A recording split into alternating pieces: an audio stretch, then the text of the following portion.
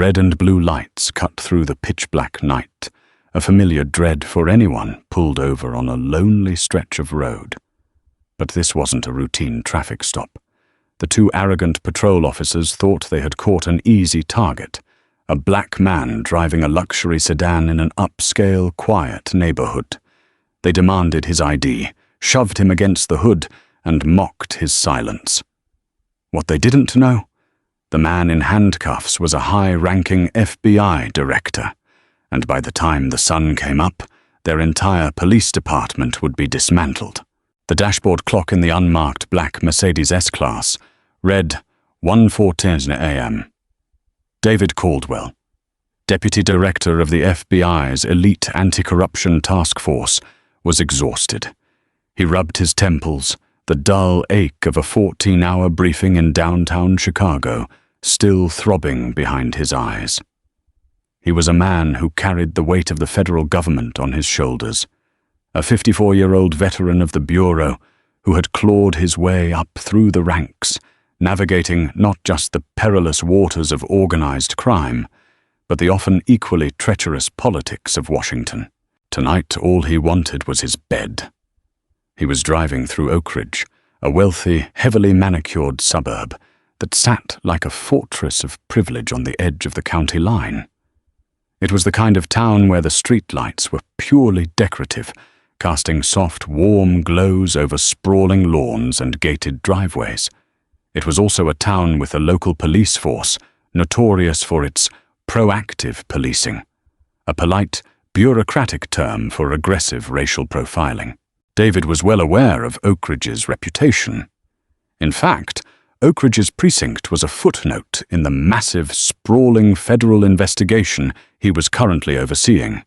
But tonight, David was just a civilian in a very expensive car, wearing a sharp, charcoal-grey tailored suit, driving exactly 3 miles under the speed limit. In his rearview mirror, a pair of headlights appeared, approaching rapidly before abruptly slowing down to match his pace. David's eyes darted to the mirror. He didn't need to see the light bar to know it was a police cruiser. He knew the tactics. They were tailgating him, trying to run his plates, looking for a sudden brake check, a swerve, a failure to signal, anything to establish probable cause. David maintained his speed. His hands rested comfortably at the 10-2 position on the leather-wrapped steering wheel.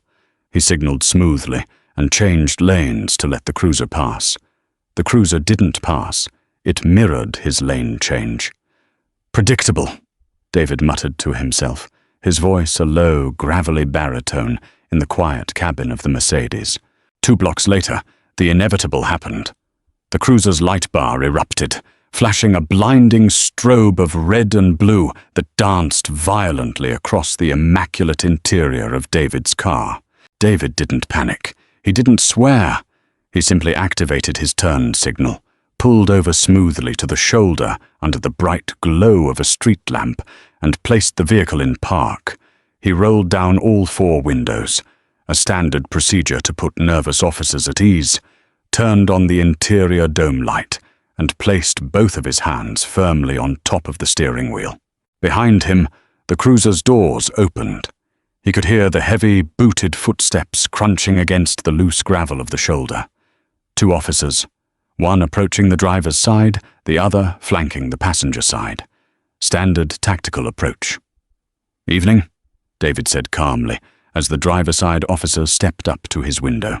Officer Greg Miller did not say, "Good evening." Miller was a heavily built man in his early 30s, sporting a tight buzz cut and a tactical vest adorned with an excessive amount of aftermarket gear. He shone his heavy-duty maglite directly into David's eyes, blinding him instantly. "Keep your hands on the wheel where I can see them," Miller barked, his voice dripping with an unwarranted, aggressive edge.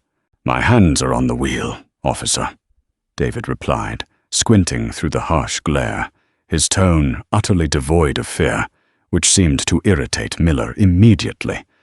"License, registration, and proof of insurance. Now," Miller demanded. "They are in my wallet, which is in my inside left breast pocket, and the registration is in the glove compartment. I will need to reach for them," David stated clearly, enunciating every word. He knew the lethal misunderstandings that occurred on dark roads. He wasn't about to become a tragic statistic. Miller sneered, keeping the flashlight trained on David's face. Slowly. No sudden movements, or we're going to have a serious problem. On the passenger side, Officer Brian Collins, a younger, nervous-looking cop, rested his hand pointedly on the butt of his holstered sidearm. David reached slowly into his suit jacket, retrieving his leather wallet. He deliberately bypassed the gleaming gold shield and federal credentials, tucked deeply inside the inner flap, instead pulling out his standard Illinois state driver's license. He handed it through the window, along with the rental and insurance documents from the glove box. Miller snatched the cards. He shone the light on the license, then back at David. "David Caldwell. That your real name?" "It's on the license, officer," David said, his voice dropping a fraction of an octave, hinting at the steel beneath his calm exterior. "Don't get smart with me, Caldwell," Miller snapped. "Whose car is this?" "It is a fleet vehicle provided by my employer." "Your employer?" Miller repeated, a sarcastic smirk audible in his voice. "And what kind of employer gives a guy like you a brand-new S-Class? You dealing pharmaceuticals, David?" The microaggression was so blatant, it was almost comical. But David didn't laugh. His jaw tightened imperceptibly. "I work for the government." "Yeah. Which branch?" "The DMV." Miller laughed at his own joke, glancing over the roof of the car to Collins, who offered a weak chuckle. "Sit tight, David. Keep your hands on the wheel." Miller walked back to the cruiser to run the license. David sat perfectly still, staring straight ahead into the darkness. He knew what would happen next. His civilian driver's license was flagged in the national database. It was designed to alert law enforcement that the individual was high-ranking federal law enforcement. But due to a recent system migration within the Department of Justice, the flag sometimes prompted a call to verify classified holding, rather than openly displaying his title. It was a security measure to prevent local cops from leaking federal undercover identities. To an arrogant, poorly trained officer looking for an excuse, a classified holding flag didn't mean federal agent. It meant suspicious. 5 minutes passed. The tension in the cold November air thickened. David took a slow, deep breath. The trap was set, and Officer Greg Miller was walking right into it. The heavy boots crunched on the gravel again, but this time the pace was faster, more aggressive. Miller stepped up to the window, his hand now resting squarely on his weapon. The flashlight was back in David's eyes, but this time it was pressed closer to the glass. "Step out of the vehicle, David," Miller commanded. "For what reason, officer?" David asked, his voice steady, anchored in decades of interrogating cartel bosses and corrupt politicians. He did not move. "I said step out of the damn car!" Miller yelled, his hand unlatching the safety strap on his holster. On the passenger side, Collins drew his weapon, holding it at the low ready, his eyes wide. "Get out of the car, man! Just do it!" Collins shouted. David assessed the situation. 2 armed, elevated heart rate officers, one aggressive, one terrified. A deadly combination. Slowly, deliberately, David unbuckled his seatbelt. "I am stepping out of the vehicle. My hands are visible." He pushed the heavy door open and stepped out into the biting cold. He stood at his full height, 6'2", broad-shouldered, radiating an quiet, immovable authority. But Miller was blind to it. Fueled by adrenaline and unchecked authority, Miller grabbed David roughly by the shoulder of his expensive suit and spun him around, slamming him chest first against the cold metal of the car's roof. "Spread your legs!" Miller barked, kicking David's ankles apart violently. David's breath hitched slightly from the impact, but his mind was running a cold, calculating algorithm, excessive force, illegal search and seizure, failure to state reasonable articulable suspicion, civil rights violations. The list of infractions was growing by the second. "You have no probable cause for this stop, let alone a physical detainment," David stated, his face pressed against the roof of the car. "I suggest you call a shift commander to this location immediately." "Shut up!" Miller spat, patting David down aggressively. He reached into David's pockets, pulling out his cell phone, his keys, and tossing them onto the hood of the car. "I ask the questions here. Your license came back with a weird hold on it. What are you hiding? Warrants?" "If you read the flag correctly, Officer Miller, you would see it requires you to call the federal number listed. I am requesting that you make that call." "I don't take orders from you," Miller growled. He pulled a pair of steel handcuffs from his belt and roughly wrenched David's hands behind his back, ratcheting the cuffs down tight. Too tight. They bit immediately into David's wrists. "Collins!" Miller shouted. "Watch him! I'm searching the car!" "Wait, Greg," Collins said nervously, glancing up and down the empty, dark road. "Did he consent to a search? We don't have a K9? "I smell marijuana," Miller lied smoothly, without a second's hesitation. He looked at David and smirked. "Isn't that right? I smell weed. That gives me probable cause to search the vehicle." David turned his head slightly, locking eyes with Miller. His expression was no longer just calm, it was glacial. "Officer Miller, I strongly advise you against entering that vehicle.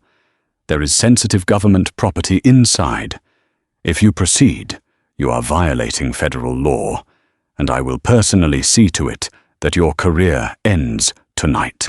The warning hung in the cold air. For a fraction of a second, Miller hesitated, but his pride, bloated by years of operating with impunity in this wealthy enclave, pushed him forward. "You're threatening a police officer now. Add it to the charges," Miller sneered. He left David standing by the trunk with the nervous Officer Collins and dove into the Mercedes. David watched impassively as Miller tore through the pristine interior. The officer ripped open the center console, tossing charging cables and mints onto the passenger seat. He pulled down the visors, checked beneath the floor mats, and rummaged through the glove compartment, scattering David's paperwork across the floorboards. Finding nothing in the cabin, Miller popped the trunk. He walked around to the back of the car, practically vibrating with frustration. He threw open the trunk lid. Inside sat a single item, a heavy, black Pelican briefcase, secured with 2 steel combination locks. "What's in the box, David?" Miller asked, his eyes lighting up. In his mind, he had just found the motherlode. Drugs, cash, unregistered weapons. It had to be.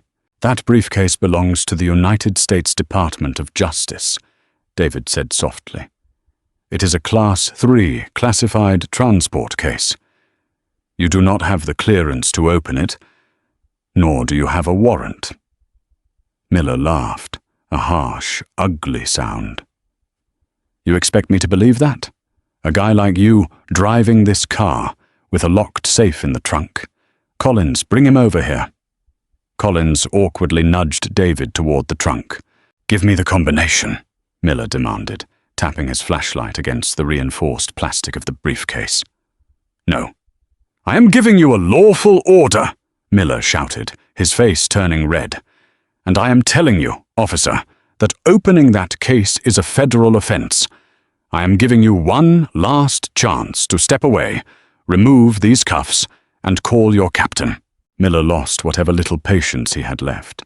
He grabbed a heavy pry bar from his tactical belt, a tool designed for breaking windows, not steel locks, and wedged it under the latch of the Pelican case. "Miller, don't!" Collins suddenly stepped forward, his voice cracking. "If he's really feds—" "Shut up, Brian! He's lying!" Miller strained against the pry bar.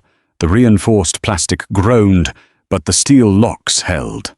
Frustrated, Miller stepped back, drew his service weapon, and pointed it at the locks. David's voice cracked like a whip in the silent night. "If you discharge your weapon into a federal evidence case, you will be in a federal penitentiary by breakfast. Look in my jacket pocket, the inner left pocket. Before you ruin your life, look in the damn pocket." The sheer, undeniable authority in David's voice finally penetrated Miller's rage. The officer froze, his finger resting just outside the trigger guard. He looked at David, breathing heavily, then looked at Collins. "Check his jacket," Miller ordered, his voice suddenly less confident. Collins, his hands shaking slightly, stepped up to David. He reached into the inner left pocket of the tailored suit jacket. His fingers brushed against cold metal and leather. He pulled it out. It was a trifold leather wallet. Collins flipped it open under the glow of the streetlight. The heavy, solid gold shield of the Federal Bureau of Investigation caught the light, gleaming brilliantly. Beside it was a rigid federal ID card. Collins read the card. His face went completely pale. All the color drained from his cheeks as if he had just seen a ghost. He looked up at David, then down at the badge, his hands trembling violently. "Read it," David commanded quietly. Collins swallowed hard, his voice barely a whisper. David Caldwell, Deputy Director, Federal Bureau of Investigation." The silence that followed was absolute. The only sound was the distant hum of the highway and the gentle idling of the Mercedes engine. Officer Greg Miller stared at the gold shield in his partner's trembling hands. The heavy maglite slipped slightly in his grip. The arrogant sneer that had been plastered on his face for the last 20 minutes vanished, replaced by a slack-jawed expression of pure, unadulterated terror. It's fake," Miller stammered, though his voice lacked any conviction. "It has to be fake." "Is it, Greg?" David asked, his tone now conversational, almost pleasant, which made it infinitely more terrifying. "Take a closer look at the holographic watermark on the ID card. Look at the serial number engraved on the shield. Then, I want you to think very carefully about the last 20 minutes of your life." Miller slowly lowered his weapon and holstered it. He stepped closer to Collins, peering at the credentials. The watermark was there, shimmering in the ambient light. The badge was undeniably authentic. It carried a weight and a precision that couldn't be faked by a street hustler. "Oh my God," Collins whispered, taking a step back from David as if the man were suddenly radioactive. "Take the cuffs off," Miller said, his voice cracking. "Collins, get the cuffs off him." "No," David said sharply. Both officers froze. "Leave them on," David instructed, turning around to face them, his hand still bound tightly behind his back. "You placed me under arrest for suspicion of narcotics trafficking, Officer Miller. You conducted an illegal search of my vehicle. You assaulted me, detaining me without probable cause. We are going to follow this through to the end." "Director Caldwell, please, sir," Miller begged, raising his hands in a placating gesture. The transformation from an aggressive predator to a groveling subordinate was pathetic to witness. "It was a misunderstanding. The lighting is bad, and we've had a lot of break-ins in this neighborhood. We were just doing our jobs.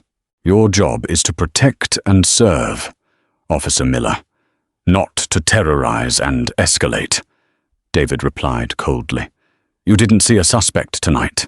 You saw a black man in a car you decided I couldn't afford, and you thought you could bully me for your own amusement. Sir, we'll let you go right now. No paperwork. Nothing. I'll fix the car, I swear." "Reach into my right front pocket," David interrupted. "Take out my cell phone." Collins, acting purely on autopilot driven by fear, rushed forward and gently extracted the smartphone from David's trousers. "Unlock it. Face ID," David said, angling his face toward the screen in Collins's hand. The phone unlocked with a soft click. "Go to contacts. Press the first name on the favorites list. Richard Lawson." "Sir, "Who is Richard Lawson?"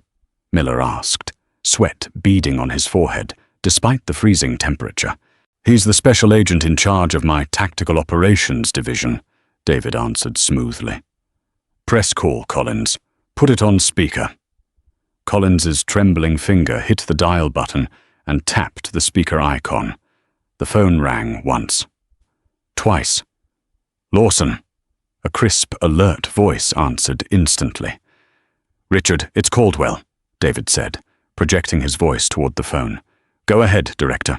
Are you secure?" "Negative. I'm currently detained on the side of Route 114, northbound, just past the Oak Ridge town line. I am in handcuffs. I have been physically assaulted, and my federal vehicle has been illegally searched by 2 officers of the Oak Ridge Police Department." There was a moment of dead silence on the line. Then, the sound of a chair scraping violently against a floor. "Say again, Director." Lawson's voice was no longer conversational.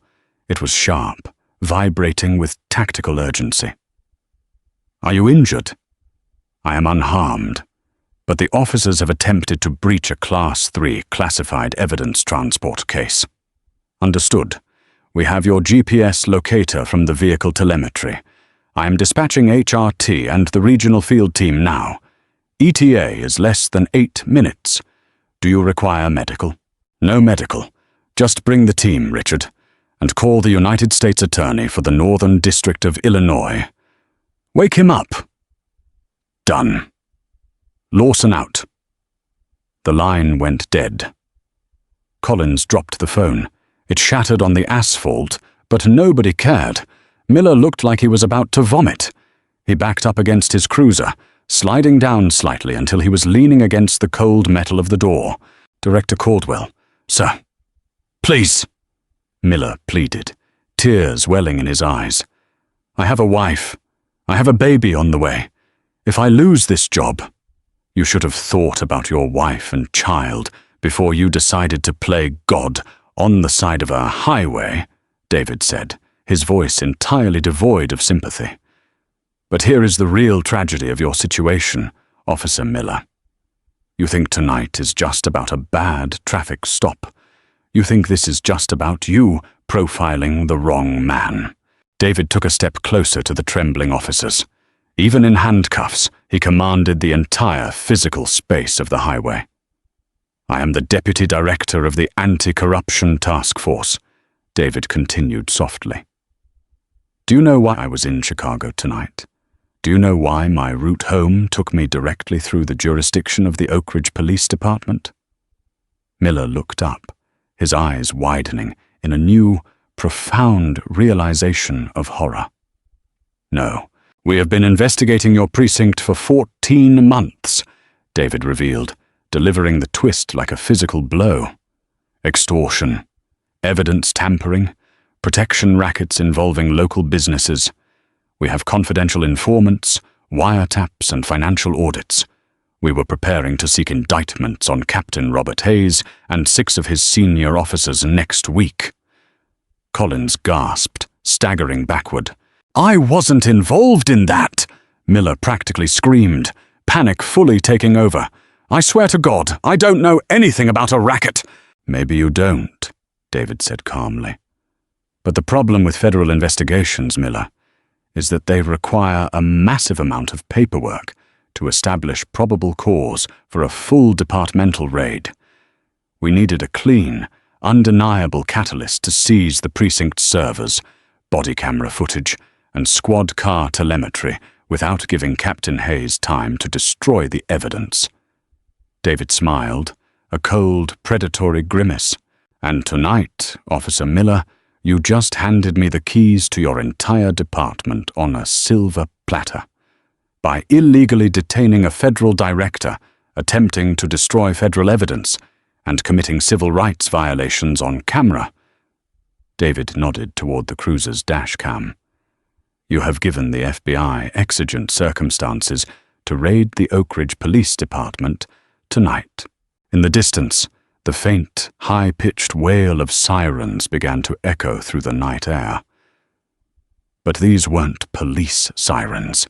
It was the heavy, synchronized roar of black federal SUVs tearing down the highway, moving in a tactical convoy.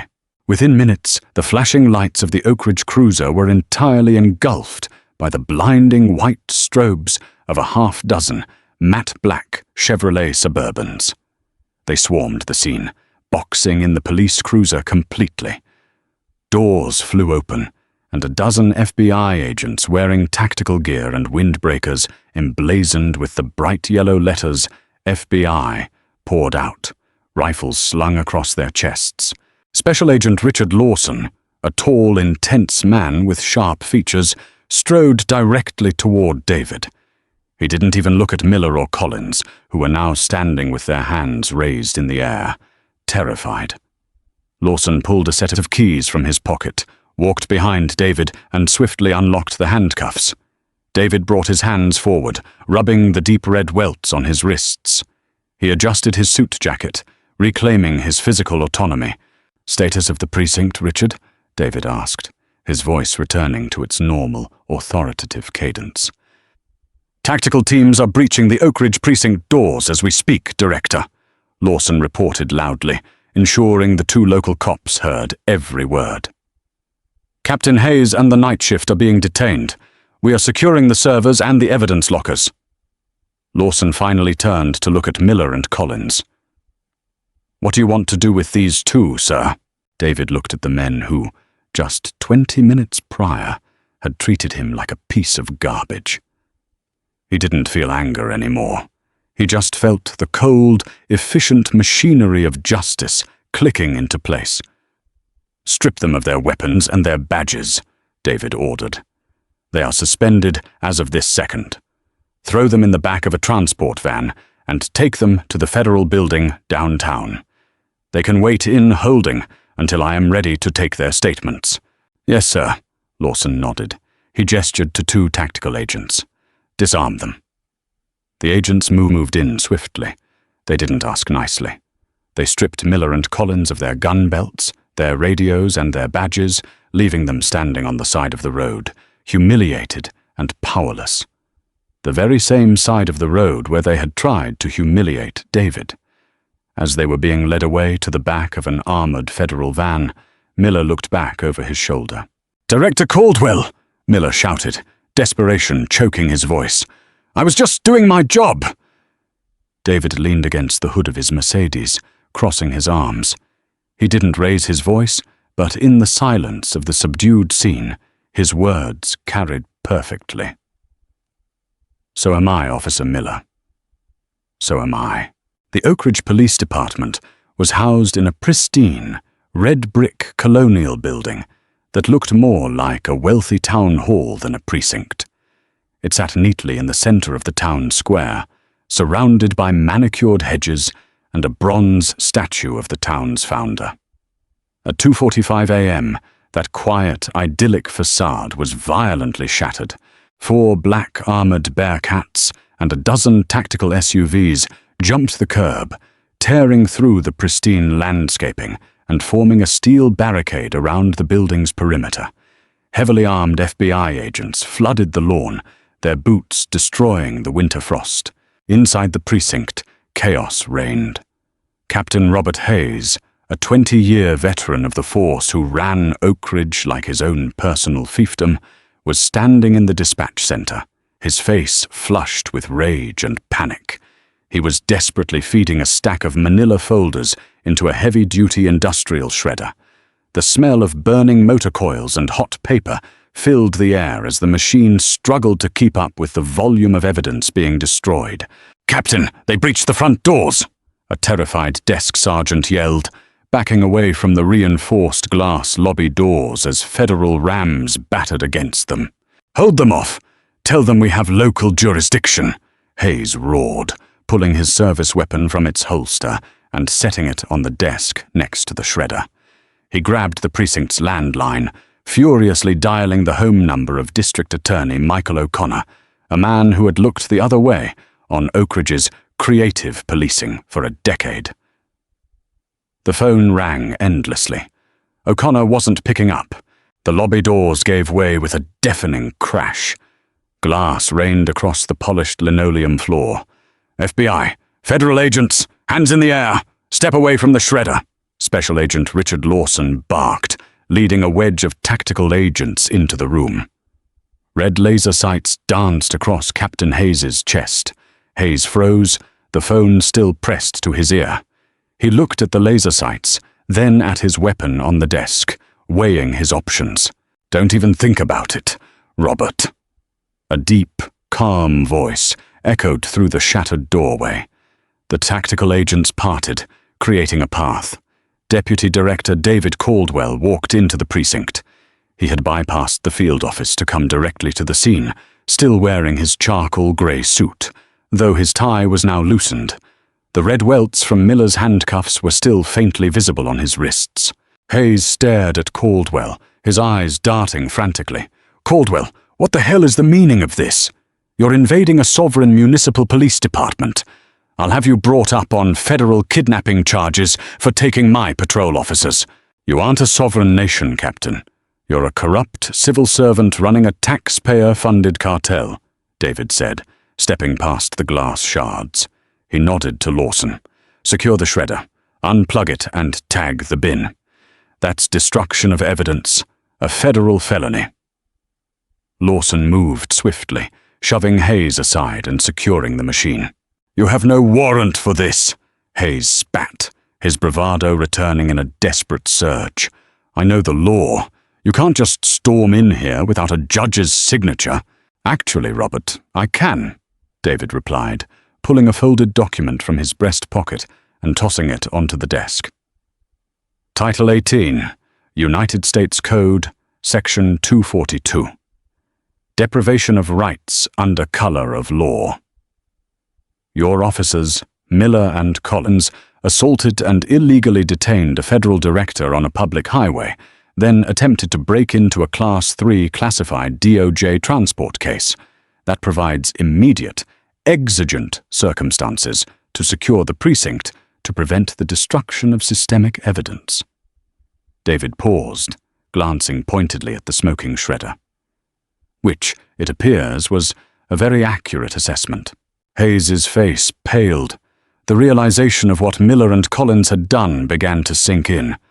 "Miller, he pulled you over." "He did," David said smoothly. "And he was remarkably eager to search my trunk. It made me wonder why a routine traffic stop for a supposedly stolen vehicle immediately escalated into a desperate hunt for a safe. But then my forensic accounting team cracked your precinct's civil asset forfeiture logs last week." David leaned over the desk, invading Hayes's personal space. The height difference was entirely in David's favor. "You aren't just letting your boys racially profile drivers to keep Oak Ridge safe, are you, Robert?" David asked, his voice dropping to a dangerous whisper. "You've been using the midnight patrol as spotters. They target out-of-town luxury cars, fabricate probable cause, and execute illegal searches looking for large sums of cash. If they find it, they seize it under suspicion of narcotics trafficking. But the cash never makes it to the county evidence locker, does it?" Hayes swallowed hard, his throat clicking audibly in the quiet dispatch room. "You can't prove any of that. It's circumstantial." "It was," David corrected, "until tonight. You see, the Pelican case in my trunk wasn't empty. It was carrying $1.2 million in serialized, traceable federal funds, freshly withdrawn from the Chicago Reserve. It was bait, Robert. And your boys took it hook, line, and sinker." Hayes's knees practically gave out. He grabbed the edge of the desk to steady himself. "Captain Robert Hayes," Agent Lawson announced, stepping forward with handcuffs, "you are under arrest for racketeering, extortion, and conspiracy to violate federal civil rights."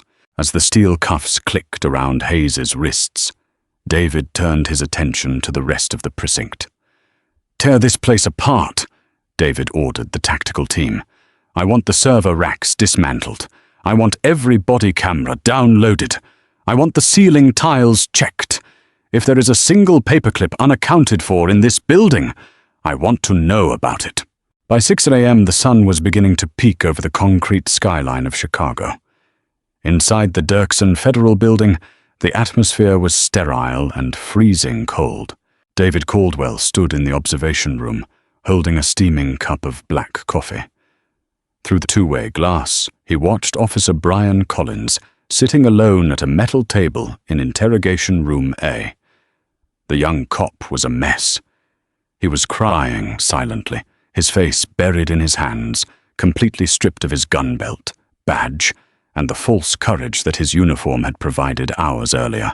In Interrogation Room B, down the hall, Officer Greg Miller was pacing like a caged animal, screaming at the walls and demanding to speak to John Duggan, his Fraternal Order of Police Union representative. David took a sip of his coffee. Divide and conquer. It was the oldest play in the federal playbook, but it worked flawlessly every time. He opened the heavy steel door to Room A and stepped inside. Collins flinched violently at the sound of the latch. David didn't sit down immediately. He walked over to the corner of the room, turned off the harsh overhead fluorescent light, and clicked on a softer desk lamp. He then pulled out a chair and sat across from the weeping officer. "Breathe, Brian," David said softly. It wasn't an order. It was a suggestion. Collins looked up, his eyes bloodshot. "Director Caldwell, I swear to God, I didn't want to pull you over. Greg Miller, he's my training officer. He tells me what to do. If I don't back him up, he files a report saying I'm a coward. I just wanted to be a cop." "I believe you," David said calmly, placing a fresh manila folder on the table. "I reviewed your file while you were in transport. 24 years old. Clean record in the academy. No prior excessive force complaints. You've only been riding with Miller for 3 months. "He's crazy, sir," Collins whispered, leaning forward as if the walls were listening. "He actively hunts for minorities driving nice cars. He calls it fishing for the cartel. But it's not about drugs. It's about the cash." "Civil asset forfeiture," David prompted, tapping the folder. Collins nodded vigorously. "Yes. If they find cash, they just take it. They threaten the drivers, tell them if they fight it, they'll plant narcotics in the car and ruin their lives. Most people just walk away and let them keep the money." "And where does the money go, Brian?" Collins hesitated. The deeply ingrained blue wall of silence was fighting against his instinct for self-preservation. "Brian," David leaned in, his voice taking on the stern, paternal tone of a judge. "Right now, you are facing a federal indictment under Giglio.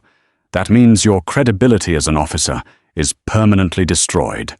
You will never wear a badge again. But if you walk out of this room without giving me what I need, you won't just lose your badge. You will be indicted as a co-conspirator in a federal racketeering case. That's 20 years in a federal penitentiary. You'll be 34 when you see the sun again." Collins choked on a sob. "Miller is in the next room," David lied smoothly. "He is currently blaming the entire operation on you. He says you were the one who spotted my car, and you were the one who suggested breaking into the trunk." "That's a lie," Collins shouted, slamming his hand on the table. "He's a liar." "Then prove it. Give me the linchpin." Collins wiped his nose on his sleeve, his resolve finally breaking. "Captain Hayes keeps a ledger. He doesn't trust computers because he knows they can be subpoenaed and traced. It's a physical book, a blue, leather-bound, moleskin notebook. It has every stop, every dollar amount seized, and the percentage payout for every officer involved." David's eyes narrowed. This was the holy grail of the investigation. "Where is it?" "Hayes is a golf fanatic," Collins whispered. "He keeps a set of Callaway clubs in the closet of his precinct office. The ledger is zipped into the bottom shoe compartment of the golf bag. He thinks it's hilarious to hide it in plain sight." David stood up immediately. He walked to the door, opened it slightly, and caught the eye of Agent Lawson, who was standing in the hallway. "Richard, have the forensic team at Oak Ridge check the captain's office. There's a golf bag in the closet. Check the bottom shoe compartment for a blue ledger," David instructed. Lawson nodded and pulled out his radio. David turned back to Collins. "You did the right thing, Brian. You're still going to lose your badge, and you'll be doing some time in a minimum security facility for your complicity. But you'll have a life after this." Leaving Collins to process his fate, David walked down the hall to Interrogation Room B. He didn't bother turning down the lights for Greg Miller. He kicked the door open, letting it slam violently against the cinder-block wall. Miller stopped his pacing and glared at David. The arrogance was still there, masked by a thin layer of bravado. "I'm not saying a damn word to you until John Duggan gets here. You feds think you can just railroad local cops? My union is going to eat you alive for this illegal detention." David walked slowly to the table, pulled out the chair, and sat down. He didn't speak. He just stared at Miller with cold, unblinking eyes. The silence stretched for 1 minute. Then 2. Miller's tough guy act began to fracture under the crushing weight of the silence. He shifted uncomfortably on his feet. "What? What are you looking at?" "I'm looking at a dead man walking," David said quietly. "Screw you," Miller scoffed, though his voice cracked. David's phone buzzed in his pocket. He pulled it out, read the text message from Lawson, and smiled. It was a terrifying, humorless smile. "Do you play golf, Greg?" David asked abruptly. Miller blinked, completely thrown off balance by the question. "What? No. What does that have to do with anything?" "Captain Hayes plays golf," David noted, casually sliding his phone back into his pocket. "He has a beautiful set of Callaway clubs in his office. You know what else he had in his office? A blue moleskin notebook." All the blood rushed out of Miller's face. He stumbled backward, his knees hitting the metal chair behind him, and collapsed into it. "Yeah," David said, leaning forward. "We found the ledger, Greg. We have the dates, the times, and your specific badge number next to over $400,000 in stolen cash over the last 3 years. And to make matters worse, Captain Hayes is currently in holding, singing like a bird. He says the whole shakedown operation was your idea. He claims he was just turning a blind eye because you threatened him." "That's impossible!" Miller yelled, sheer panic overtaking him. "Hayes is the mastermind. He took 60% of everything. I just did what I was told." David didn't write anything down. He didn't need to. The room was recorded, and Miller had just confessed to the entire conspiracy on tape. "You see, Greg, that's the problem with being a predator," David said, standing up and adjusting his suit jacket. "You get so used to picking on the weak, the scared and the vulnerable, that you lose the ability to recognize when you've stepped into a cage with something bigger than you." David walked to the door and grabbed the handle. "Wait, Director Caldwell," Miller pleaded, leaping up from his chair. "I can give you names. I can give you the district attorney. O'Connor was taking cuts too. Please, we can make a deal." David looked back over his shoulder, his expression devoid of any mercy. "There are no deals for men who wear a badge to steal from the people they are sworn to protect," David said softly. "Enjoy federal prison, Officer Miller. I hear they absolutely love corrupt cops in general population." David stepped out into the hallway, the heavy steel door slamming shut behind him with a final, echoing thud, sealing Greg Miller inside his own self-made purgatory. At 7:15 a.m., the sun cast a golden hue over the manicured lawns of the Foxwood Country Club Estates, the most exclusive gated community in the county. District Attorney Michael O'Connor sat on his sweeping mahogany veranda, sipping a freshly brewed espresso. He was a man who exuded the comfortable, arrogant wealth of old money and unchecked political power. At 58, with perfectly silvered hair and a tailor-made silk robe, O'Connor believed he was the untouchable king of the local justice system. He reached for his morning paper, ignoring the burner phone sitting on the glass patio table. The phone had been vibrating silently for the past 2 hours. When he finally glanced at the screen, irritation flashed across his face. 18 missed calls, 6 from Captain Hayes and 12 from unknown numbers. Frowning, O'Connor picked it up and dialed Hayes's personal cell. It went straight to a generic voicemail. A prickle of unease crawled up the back of O'Connor's neck. He quickly dialed another number, his mole inside the county dispatch center. "O'Connor!" he snapped when the line connected. "Why is Hayes calling me on the burner at this hour? What's going on at the Oak Ridge precinct?" There was a long, terrifying pause on the other end of the line. "Mr. Day, you haven't seen the news," the dispatcher whispered, his voice trembling. "Oak Ridge is gone, sir." "Gone? What the hell are you talking about? Speak English, man." "The FBI, sir. Dozens of them. They raided the precinct at 3 in the morning. They brought armored vehicles. Captain Hayes was arrested in the building. They took the servers, the lockers, everything. The rumor is they got the ledger, sir." The blood drained from O'Connor's face so fast he felt momentarily dizzy. The espresso cup slipped from his fingers, shattering against the expensive imported Italian tiles, splashing dark liquid across his leather slippers. "The ledger?" O'Connor choked out. "Yes, sir, and they're freezing accounts. I have to go, Mr. DA. I can't be caught talking to you." The line went dead. Panic, raw and suffocating, seized the district attorney. He knew exactly what the blue moleskin ledger contained. It wasn't just a record of the illegal street seizures. It was a meticulously detailed accounting of where the money flowed. And 30% of every dollar stolen by the Oak Ridge Police Department flowed directly into offshore shell corporations, controlled by Michael O'Connor.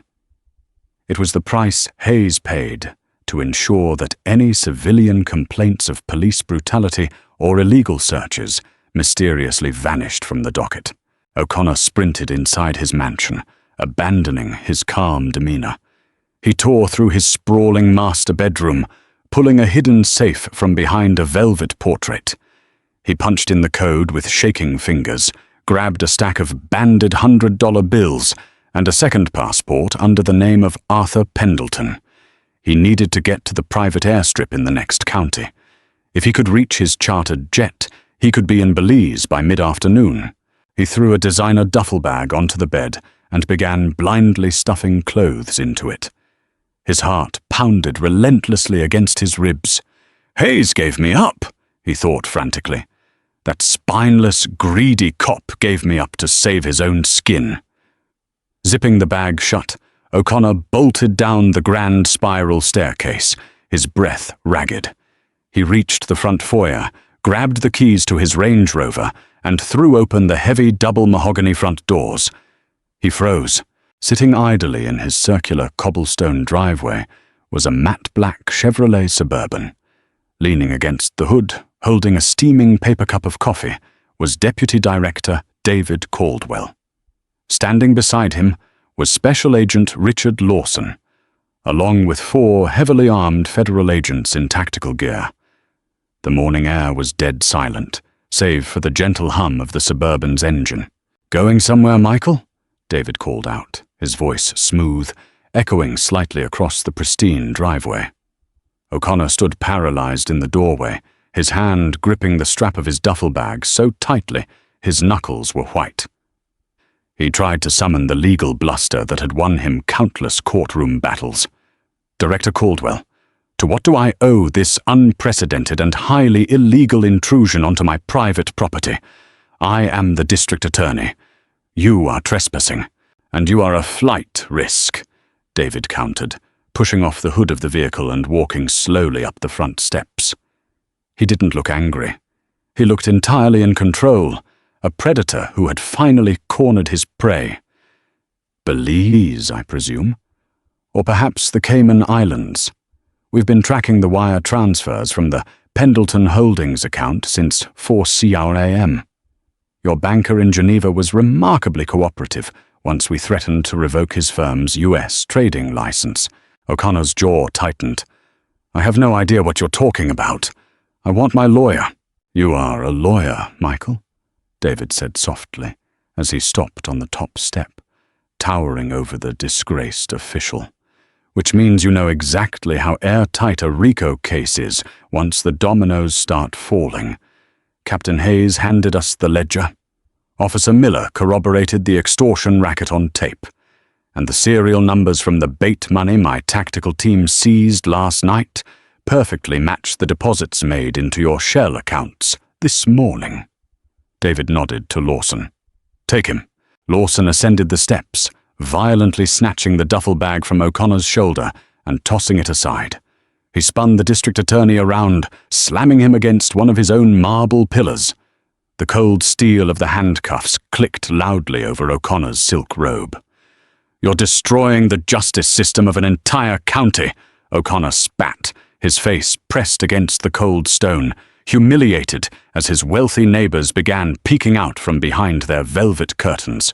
No, Michael, David said, his eyes hard and unyielding. You destroyed it the moment you decided a badge and a gavel were licenses to steal. I'm just cleaning up the mess. As the agents hauled the district attorney down the steps and shoved him into the back of the federal SUV, David pulled out his phone. He dialed the direct line to the Department of Justice in Washington, D.C. This is Caldwell, David said, as the Attorney General answered. We have the DA. The snake is entirely beheaded. Send in the state troopers to take over the Oak Ridge jurisdiction. We are shutting the precinct down permanently. 3 months later, the town of Oak Ridge was fundamentally unrecognizable. The red brick colonial building that once housed the Oak Ridge Police Department was cordoned off with high chain-link fencing and federal warning signs. It was no longer a symbol of safety. It was an active federal crime scene. In the interim, the state governor had declared a state of emergency, bringing in a contingent of state troopers to patrol the streets. For the first time in over a decade, out-of-town drivers could travel through Oak Ridge without the suffocating fear of flashing red and blue lights appearing arbitrarily in their rearview mirrors. The predatory hunting grounds had been dismantled. Inside the grand courtroom of the Dirksen Federal Building, the air was thick with tension as the final sentencing hearings concluded. The gallery was packed with journalists, civil rights advocates, and dozens of victims who had been extorted by the Oak Ridge police over the years. David Caldwell sat in the second row, dressed in a sharp navy suit, his expression unreadable as he watched the culmination of his work unfold. Judge Harrison Forbes, a no-nonsense federal judge with a reputation for handing down brutal sentences to corrupt officials, adjusted his glasses and looked down from the bench. "Robert Hayes," Judge Forbes boomed, his voice echoing through the silent courtroom. "For the orchestration of a systematic extortion ring, the destruction of evidence, and the gross violation of civil rights under the color of law, I sentence you to 22 years in federal prison with no possibility of parole." Hayes, dressed in a bright orange jumpsuit, slumped forward, burying his face in his manacled hands. He looked 20 years older than the night he was arrested. "Gregory Miller," the judge continued, his gaze shifting to the arrogant officer who had started it all. Miller was pale, trembling, looking desperately around the room for a sympathetic face and finding none. For assault, illegal detainment, attempted destruction of federal evidence, and your enthusiastic participation in this racket, 15 years in federal penitentiary. Miller's knees buckled. A federal marshal had to grab him by the arms to keep him standing. "And to Michael O'Connor," Judge Forbes said, staring with profound disgust at the former district attorney.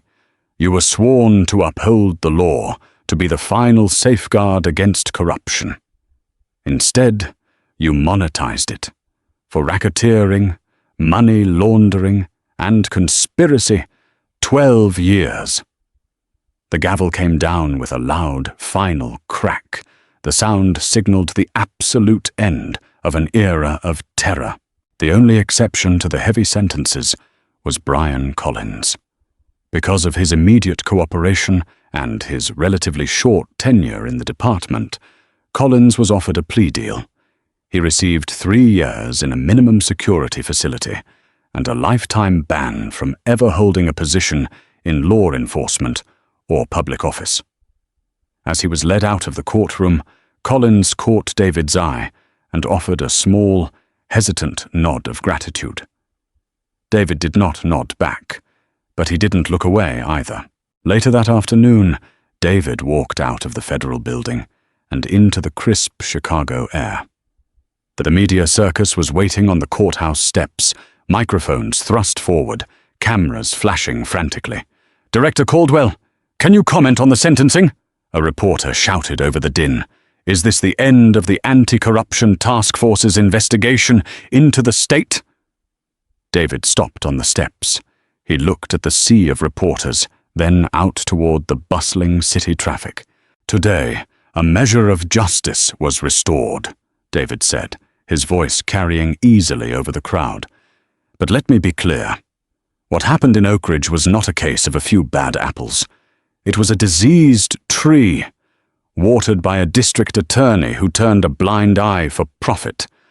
The FBI will not tolerate those who use a badge as a weapon of intimidation, nor will we tolerate the politicians who protect them. The badge is a sacred trust. When you break that trust, we will find you. We will tear down your empires, and we will put you in a cage." He turned and walked down the steps, ignoring the flurry of follow-up questions. Agent Lawson was waiting by the black Mercedes S-Class, the very same car that had been pulled over that fateful night. David slid into the driver's seat, relishing the quiet interior. "A good day's work, Director," Lawson said from the passenger seat. "It's a start, Richard," David replied, starting the engine. "But there's always another Oak Ridge out there. Always someone who thinks they're above the law because they wear a uniform." As they drove toward the highway, taking the exact same route through the Oak Ridge town line, David watched the road carefully. Up ahead, a state trooper had pulled over a rusted, older model sedan. David slowed down slightly, his eyes narrowing as he watched the interaction. The trooper approached the driver's side window. He stood at a safe distance, spoke politely, handed the driver a written warning for a broken tail light, and stepped back, allowing the car to merge safely back into traffic. There was no flashlight blinding the driver, no screaming, no hands on holstered weapons, just a public servant doing his job with dignity and respect. David let out a slow breath, a faint, genuine smile touching the corners of his mouth. He pressed the accelerator, the powerful engine roaring to life as the Mercedes disappeared down the highway, vanishing into the approaching dusk. The predators were gone, and the road finally belonged to the people again. The chilling reality of this story isn't just that it happened, but that abuses of power occur in the dark corners of our justice system every single day. Deputy Director David Caldwell's story is a powerful reminder that arrogance and unchecked authority will always blind corrupt individuals to their own inevitable downfall. No one is above the law, not the cops on the street, and certainly not the politicians protecting them. True justice requires vigilance, courage, and the absolute refusal to back down in the face of intimidation. The badge is a shield for the innocent, never a sword for the corrupt. If this story made your blood boil and you love seeing corrupt bullies get exactly what they deserve, hit that like button. Share this video to spread the message that no one is above the law, and don't forget to subscribe for more intense, real-life dramatic stories of justice served.